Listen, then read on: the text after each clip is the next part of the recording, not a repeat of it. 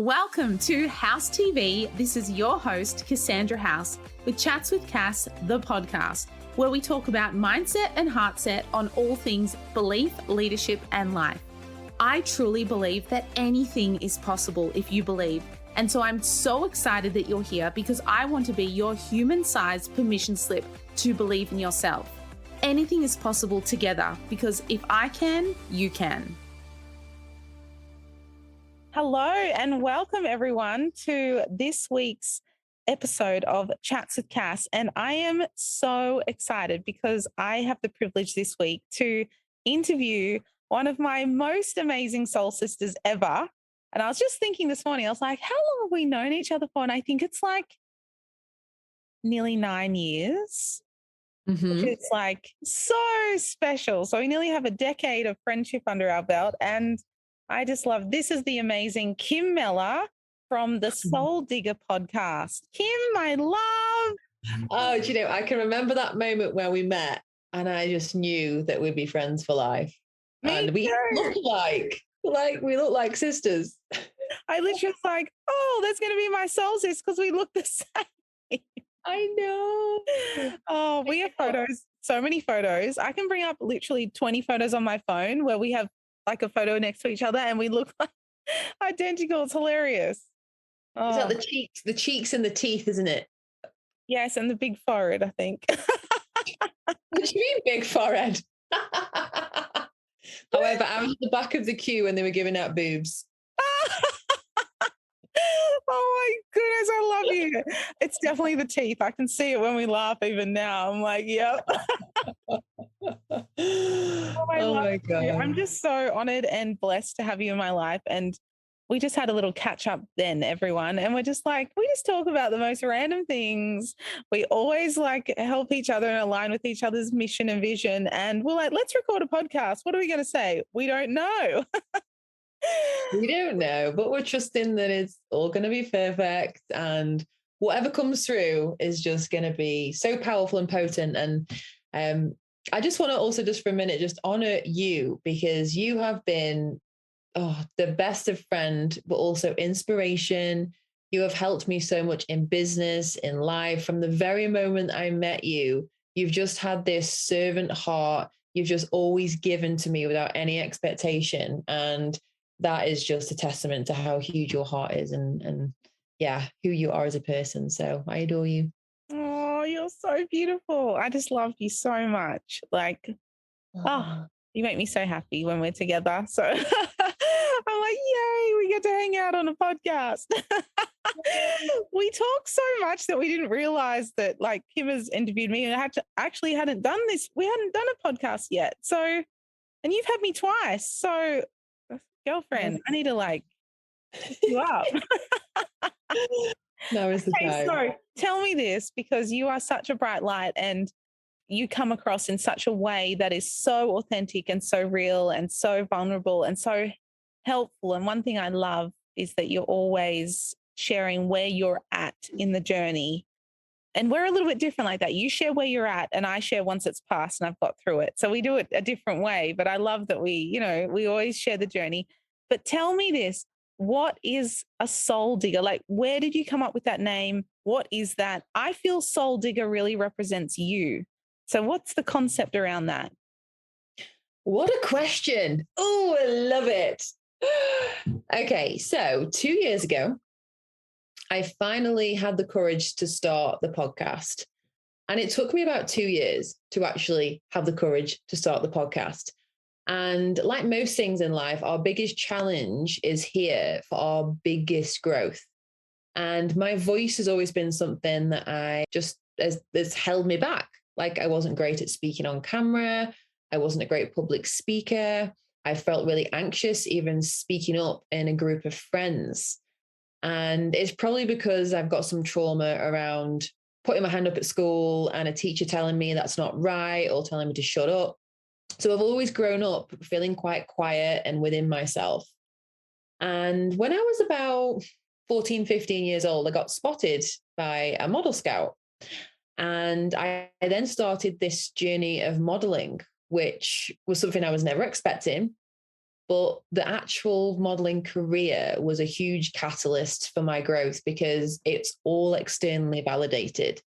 My whole existence depended on what I looked like, how thin I was, how tall I was. Very feast and famine environment, an environment that was so unpredictable. I never knew when the next job was going to come in, and I didn't know whether I'd be good enough.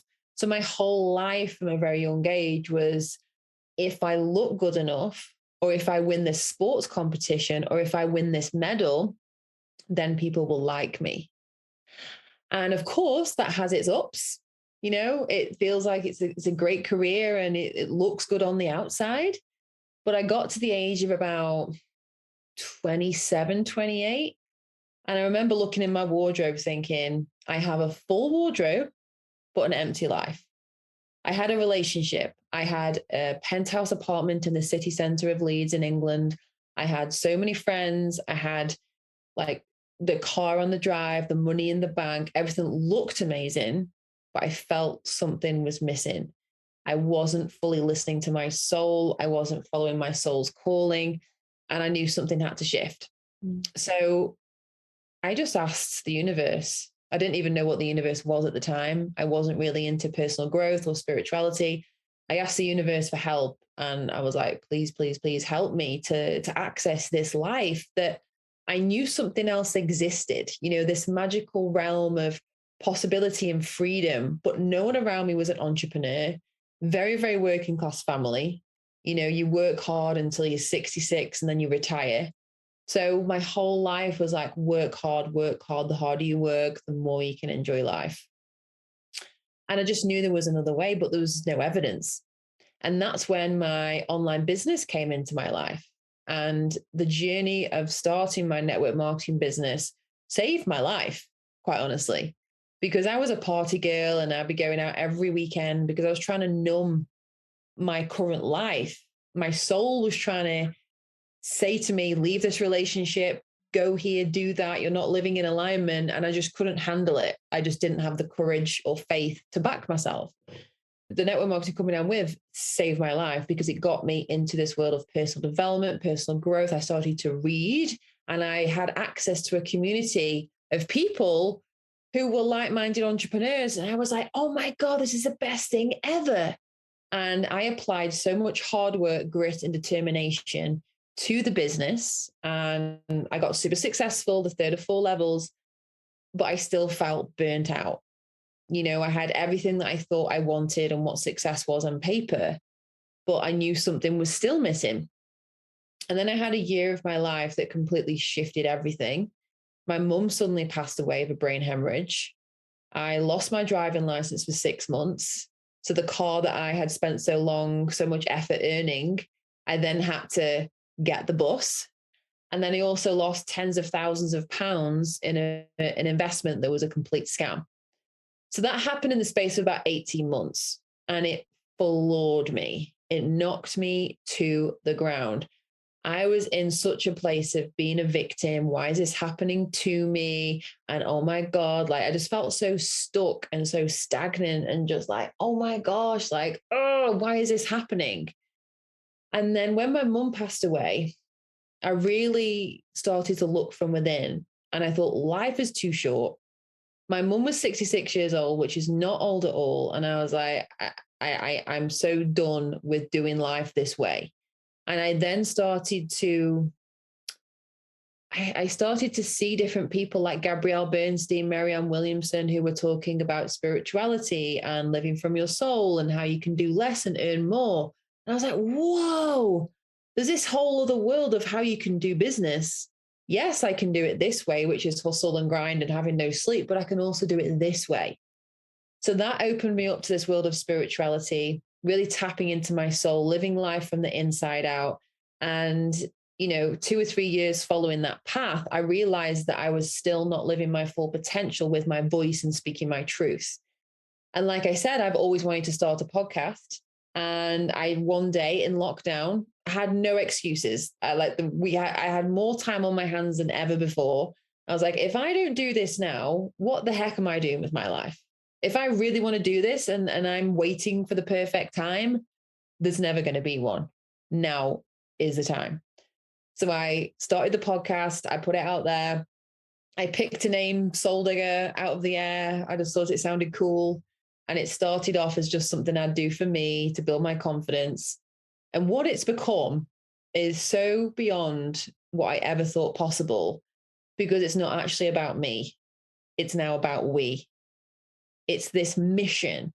It's become this movement of providing expansive experiences to support women's next level evolution, helping them live authentically, fearlessly, unapologetically, in alignment with their soul, believing in their limitless potential, and living in a space of infinite possibility. So that is how the Soul Digger began. It started with a fear of speaking, and now it's become this mission. And like I said before, this is a mission for me because it was my biggest struggle. I got hypnotized to speak on stages. Like, I invested so much in this part of my life because I just couldn't freely speak for whatever reason. So that is how the Soul Digger was born.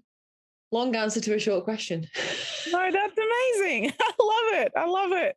Honestly, I just think you are such a soul digger. You're just such a beautiful, bright light. And the thing that you represent in the world, I feel, is that you really show what's possible for people. And I've always been a big lover in that. I've always said that a part of my why in my business, which we're both a part of, is that, I didn't have the kids, I didn't have the partner, I didn't have, all the people that around that people might have and a reason they do business. I was like, I just want to show what's possible. So a part of my why has always been to do that through network marketing. But what I feel that you've really done is being that true example. So you've gone from the hustle and the grind, the living in England, working there, watching people travel, thinking, actually, I want to travel the world. I want to leap. I want to leave, the situation that I don't feel that I'm thriving in and go and experience greatness and show people that they can be, do, and have anything that they want to have. And you give people permission for that. So that's probably a better way to say it is you show what's possible, but I feel that you really give people permission to go and do that. So I have experienced you in England in your apartment with the car, at the gym every day, Mrs. Disciplined. I was like, wow, you work out a lot. And I'm like, you have an office. Wow, you do everything by the book. You're amazing. Right. And then now, look, I just see you flourishing. You live in Bali. You've just been to Peru on a retreat. Like, you just traveled through Egypt. And, you're truly living the highest, truest, grandest vision you hold for yourself. And that's people I have on this podcast, people that I truly feel have, gone from where they are to where they want to be and are living in that space of their truest, highest, grandest vision. And they're not putting it on the shelf, not putting that dream on the shelf and waiting for retirement to do it. They're pulling that dream off the shelf and actually living it today. And that's the people I love. That's the people I love aligning with on this podcast. And you are the epitome of that. You're the human form of that experience, that jump, that permission, that example. So share with people what Kim Mellor's life, well, not even what it was like, because you sort of went into that, but what is Kim Mellor's life like today? Oh my God. Wow. Whew. It's magical. It's miraculous. It's mysterious. It's all the things. I mean, me and my friend Gina have been on some adventures, and we often look at each other and go, what are we up to? Yeah. This year we went on a 10-day plant medicine retreat in Peru. Then we went to Costa Rica and Tulum. We've just been to Egypt for a week on a retreat. We hired out the Great Pyramid. And I remember for so long, I was so afraid of like sharing with people that I even meditated or that I had crystals. And I just felt so much fear behind being my authentic self. And what I've come to realize is that by dialing up the parts of me that make me different is when I really attract my tribe. Mm-hmm. And if I'm not living in alignment with my truest, highest expression, then what is the flipping point? So my life right now is full of unknown. I seek the unknown. I hate knowing what I'm going to do from month to month because it feels limiting for me. Obviously, I do have a little bit of a structure, but I love being open to the universe. And essentially, I'm always tapped into my vision, the end result of how I want to feel and living my highest, grandest vision. Who is the version of me who's embodying that? And then being open to the universe to guide me. Mm-hmm. And that's how I live my life. It feels so fun, so expansive, so full of adventure, so full of unreasonable things happening all the time, miracles becoming natural, opportunities literally falling out of the sky. And it's so fun. So my life right now is tapping more into the magic, integrating and embodying more alignment with what I want on a daily basis and trusting the universe.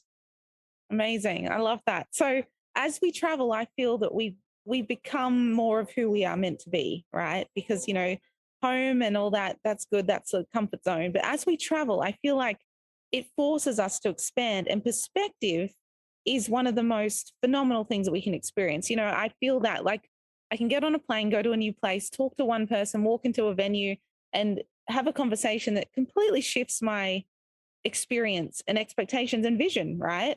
So I would love for you to share with the listeners what's your biggest takeaway that's been like the big thing that added to your life from living in Bali, from going to Peru and being in Egypt? What's something that shifted in those 3 moments that's shifted your vision or perspective in your life? Oh, this is a good question. Okay. Bali. Bali is very freeing. It's very tapped into sensuality. It's very open. And I know that was an area that was like super blocked for me. And so much shame, so much stigma around that, especially in England. So for me, like fully dropping the shame and embracing new levels of freedom around my sensuality, which has allowed me to be more in my feminine and embody my divine goddess. I had a very unhealthy relationship with the masculine and with the hustle before I went to Bali.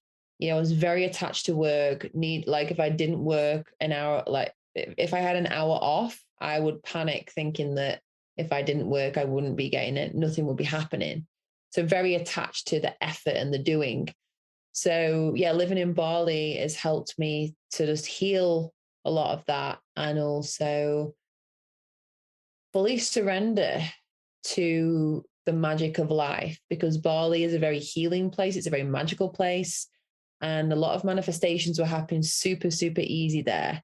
And that was from me being surrendered and having lots of fun.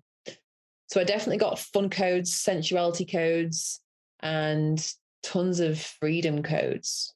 And I was like, oh my God, life can be this simple, easy, and fun. And I can create amazing abundance, have amazing friends and sisterhood and.